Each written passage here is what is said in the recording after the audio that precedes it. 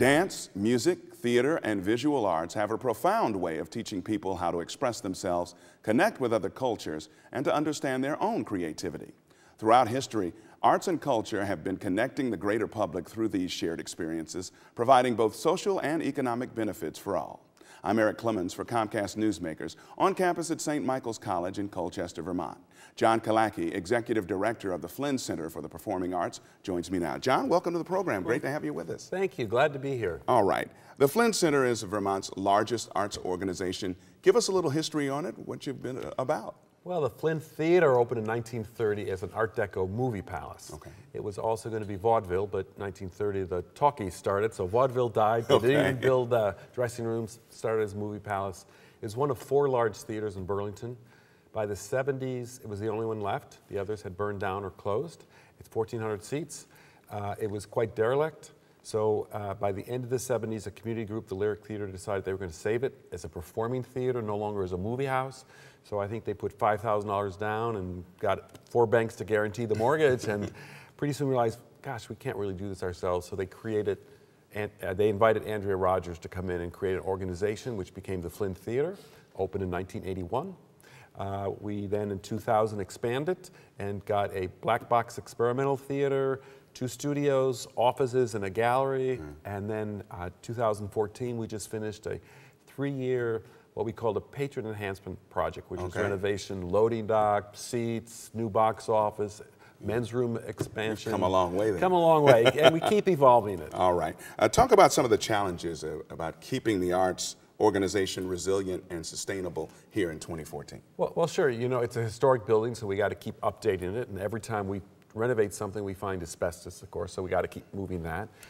The technology for stages, the sound equipment, lighting equipment is always changing, pretty expensive. We have to make sure we stay up with that. Your world is all streaming all the time, 24/7.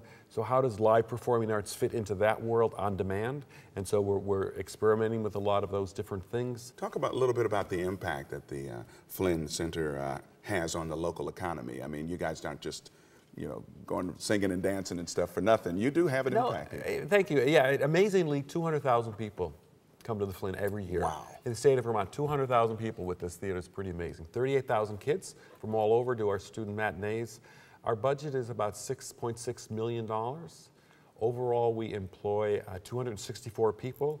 Our salaries last year were over $2 million. So we're actually one of Burlington's largest employers. Wow. Look at that. During the winter, when we have shows in our 1,400-seat theater, it's sold out. All the restaurants along Church Street do well, so we're sort of the economic anchor of Church Street. And, our economic impact is estimated to be about $15 million a year. That's very impressive. You have many nationally recognized educational programs as well. Can you highlight some of the programs and the students you're reaching? Oh, I love my kids. I love my kids. We have 38,000 kids, I mentioned, who come on school buses. 6,000 of those come for free. Wow.